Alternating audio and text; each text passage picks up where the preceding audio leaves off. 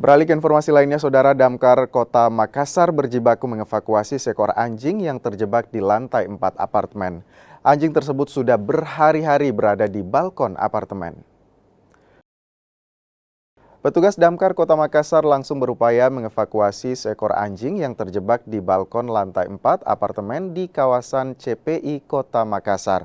Dengan menggunakan peralatan khusus, petugas memanjat gedung apartemen tersebut untuk mencapai ke lokasi anjing yang terjebak di balkon. Proses evakuasi berhasil setelah petugas berjibaku selama 1 jam. Sementara anjing tersebut belum diketahui siapa pemiliknya. Ya, jadi setelah teman-teman menerima laporan dari pihak apartemen, teman-teman langsung menuju ke lokasi. Posisi anjing itu berada di posisi balkon. Iya, dengan posisi ruangan juga agak tertutup, jadi teman-teman evakuasi melalui akses luar gedung.